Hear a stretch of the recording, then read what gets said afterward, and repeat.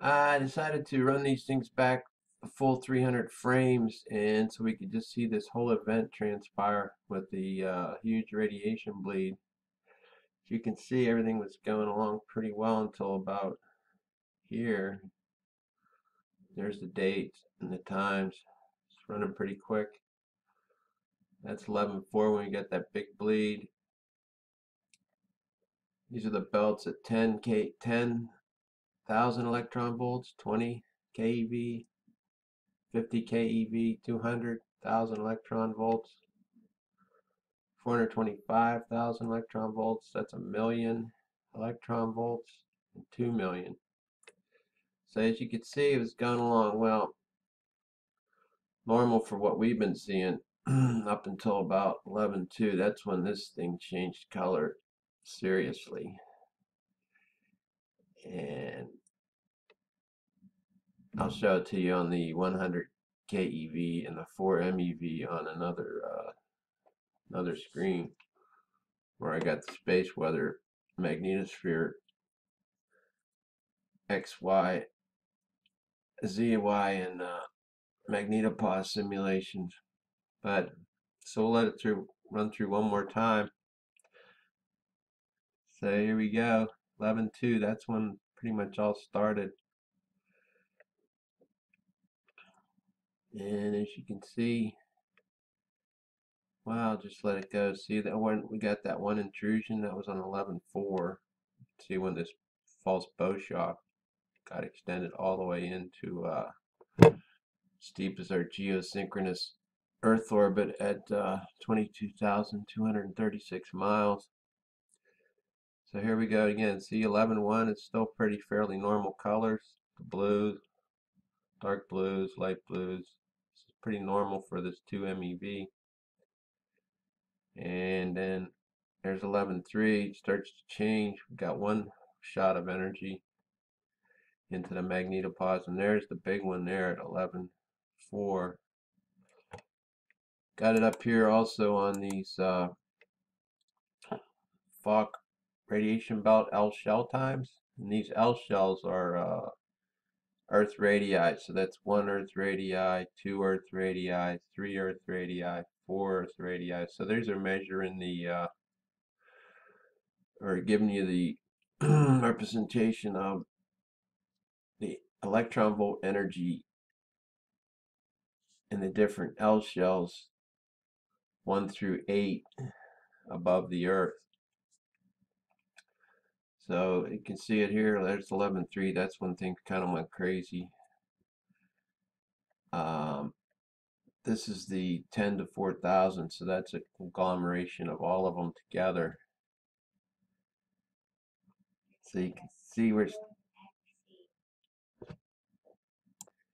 So if you watch these things, when these whiteout areas began to occur, that's when we got serious electron volts introduced into our magnetosphere, magnetopause.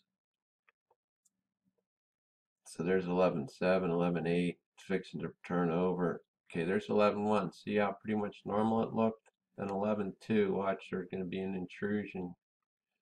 11:2, you'll start to see there's the intrusion there.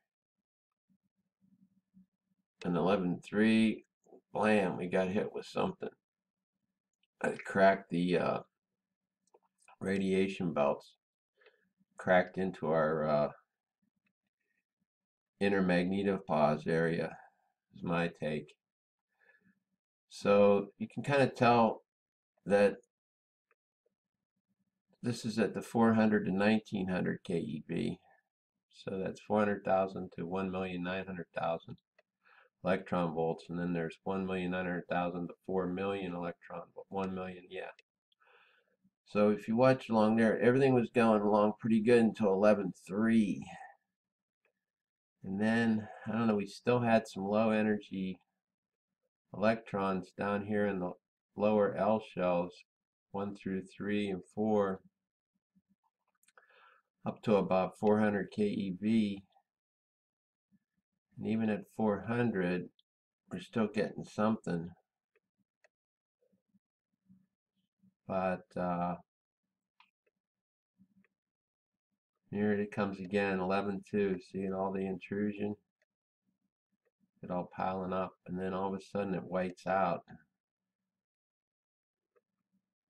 So we're not getting anything between 1900 and 4,000, 4 million keV, or between 400,000 and 1,900,000 keV. It's pretty much blanked out.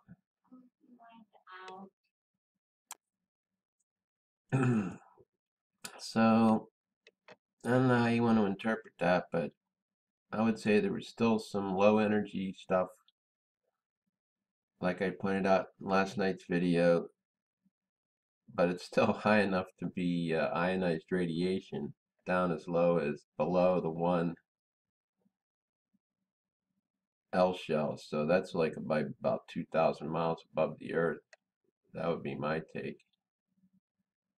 And this was way even as far back as 11.1, 11.2, before this event started. There's when it's started getting worse. Everything got whited out. I think these levels here are far above what these things can read. But since they're set at a high calibration, they're not reading all the low stuff, which is still being picked up by these electron volt monitors. Well, this is just one that spans everything. So you can kind of tell what I'm saying there. So we're still getting some low energy stuff in here up to about, and we're still getting it up here up to 400, but anything above 400 it just kind of went away, except for a few spots in there. It came back for a while there. This is 11.8, and then it rolled back over. Okay, that's that there. I got these things pulled back also for 300 frames, so you can see the whole event transpire. As I pointed out,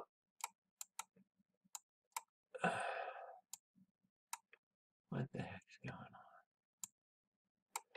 As I pointed out in last night's video, we had that 18 hours of missing time, and well, you can't see it here yet, but you'll see it. It'll roll around. So this is at the 100 keV. That was I showed you that on the first run. This is at the 4 MeV. So you can see here's 11.7, 11.8. There's 11.1. See, it's really normal color, except we're getting the whited out areas back here inside the false bow shock. There's 11.2. That's when something happened. Got some kind of a jolt of radiation. Then there's 11.3. Definitely changed. Everything changed at 11.3. And there's an extra jolt at 11.4. And ever since then, this thing's been pastel green, pinks, which to me, I would say that it's radiation that's higher than 4 MeV. This thing's just not able to read it. And either they recalibrated it and brought it up to a higher MeV, and these pastel greens and pinks represent that. That would be my guess. But I'm not sure, but see the jolt? Okay, well, so let's be quiet for a minute and let you take this all in, let it run through. Here comes the missing time, 11.7. At 2300 it jumps to 11.8, 1700. So watch this here.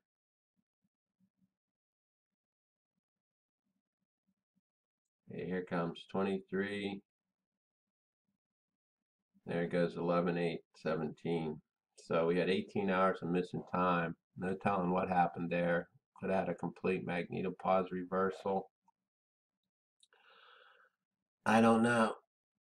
Here's the field lines still stacking up in front of the planet, in front of the Earth, which I contend are from interplanetary magnetic field lines coming from that big planet that passed ACE that was giving us that 9-hour gap for the last month or so before it finally passed ACE. And then the gap started appearing on the between the Earth and ACE satellite,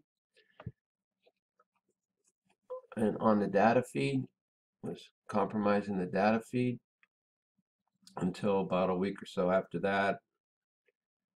So it crossed the L1 Lagrange point on 10/16, 10/17. That's when the gap went away. This is the L1 Lagrange point. It's 930,000 miles in front of the Earth. These ACE and Discover satellites are both parked up here. ACE went up in 1995 and Discover in 2016 or 17 as a replacement, but they're still both operable. So we had the gap showing up ever since I started making videos back in January of about 3 to 4, 4 to 5 hours, and it got bigger up to 6 hours, then finally got to 9 hours on up till 10/16, October 16th, and then that's when the gap disappeared. And it disappeared for a few days, if I recall. And then all of a sudden it started, and then I said, oh yeah, no, it didn't disappear from ACE. It was still showing on ACE, but it was a data gap at that point. Because I pulled up the data runs, the data relays from the ACE to Earth stations. And you could see the gap there. It was no longer in front of the satellite, it was behind it. So that therefore that planet passed the L1 Lagrange point on October 16th. And then I said, you watch, it's going to start showing some data gaps on Discover. And then within a couple days, we got the data gaps on Discover. Then after about a week or so, a couple weeks, all the gaps went away. So that thing somewhere in between the L1 Lagrange point and our planet, and it's bathing our planet with these extra interplanetary magnetic field lines. Okay, here's the Solar Ham Space tutorial. Now these links are all in the description box. I don't know if you guys are availing yourself of this, but under each video, I copy and paste this stuff. There's the Discover, ACE, Solar Ham tutorial, L1 Lagrange point, MLSO. And I got the magnetic resonant grid pattern from HelioViewer showing up also in our clouds on this planet. There's a link there. There's the current geospace movies, which I show you sometimes. Here they are here. Don't have time to really show you this one. So I only have 2 minutes left. But there that is. Here's the HelioViewer. There's the, whoops.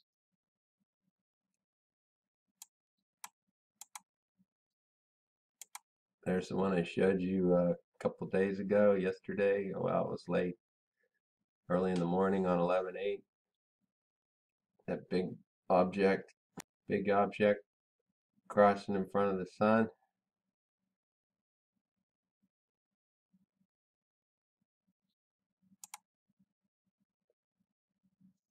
Which I think is our planet. There's no way that's the freaking moon. One guy came out with a video on it yesterday. The rest of them all left it alone because they know it's not the freaking moon. Nemesis Maturity made a video on it. And, well, just go by the name Nemesis Maturity. They're laughing at us, people. They're laughing at us. That's a government disinfo COINTELPRO channel. Nemesis Maturity. Same with Suspicious Observers. His theme song is from the band Nemesis, or it had something to do with Nemesis. So, I mean, that's all well and good. That's their job. But this is what's going on.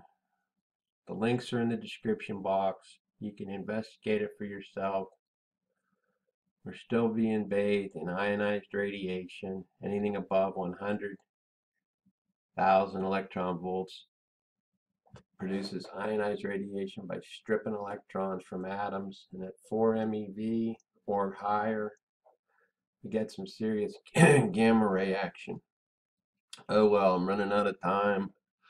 God bless. Take care. Peace.